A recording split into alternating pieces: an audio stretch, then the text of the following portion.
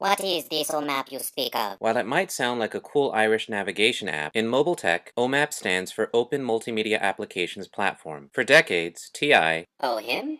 no, not that guy, Texas Instruments, has been invading the home through devices like watches, calculators, and who remembers this great toy? But now the company has infiltrated millions of pockets and purses through mobile devices with the OMAP system on a chip. While this is a huge business, OMAPs are divided into three categories: high performance for smartphones, basic multimedia for digital cameras, and integrated modem for low-cost cell phones. In this episode of Chip Wars, we're going to look at the high performance OMAPs. Almost 10 years ago, the first release, the OMAP, was built on the ARM 926, measuring in at 90 nanometers. This ARM core maxes out at only 220 MHz, with 48 kilobytes of cache powering devices like the Nokia 770 internet tablets released in November 2005. The OMAP 2 got into these early 2G and 3G smartphones. The ARM 1136 cores maxed out at 330 MHz, and the Media Accelerator, IVA2, supported video conferencing and mobile TV. The big news was 3D graphics support with the help of a company struggling at the time to make it in the competitive graphics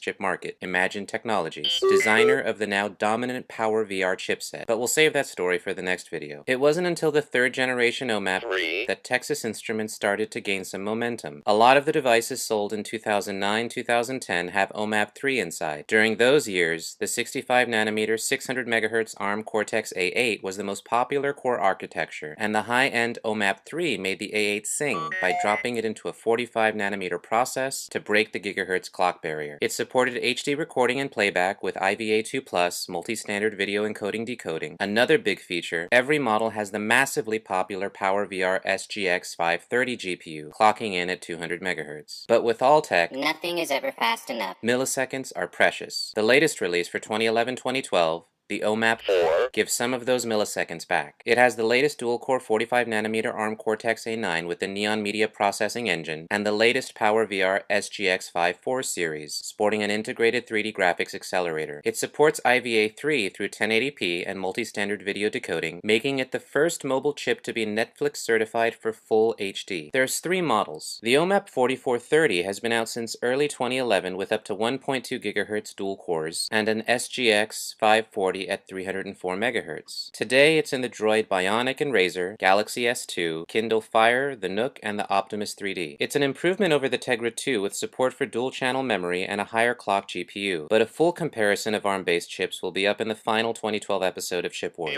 The OMAP 4460 runs the same GPU at 384 MHz, and the processor clocks in at 1.2 to 1.5 GHz. It's the main chip for TI in 2012, and OEMs use it in the Galaxy Nexus and these Arcos and Sharp devices. But the 4470 could be the star of late 2012, early 2013, with a CPU that is 20% faster with up to 1.8 GHz dual-core configurations. For basic multimedia processing and background tasks, it has two Cortex M3 cores clocked at 256 MHz, so that, like the Tegra 3, the OMAP 4470 has a way to reduce power while still maintaining performance. For graphics, the PowerVR SGX 544 supports DirectX 9 and, by extension, Windows 8. It's pegged at 384 MHz, making it 2.5 times faster than the SGX 540. The dual-channel memory runs at 466 MHz for high bandwidth rendering of high-resolution content. For less demanding graphics, the SGX 544 shuts off, and a more efficient 2D graphics core takes over, improving power efficiency by at least 50%. But in the end, performance will really depend on how OEMs might put these chips to use in new tablets and smartphones. In late 2013, the upcoming OMAP 5 28 nanometer chips will use dual-core ARM Cortex-A15 cores for power, and two additional Cortex-M4s for low-intensive tasks. With two PowerVR SGX 544 MP2 graphics cores clocked at 532 MHz and support for up to 8 GB of 32 dual-channel low-power DDR2 or DDR3 memory clocked at the same 532 MHz, devices with the OMAP 5 will definitely be high-resolution computing monsters,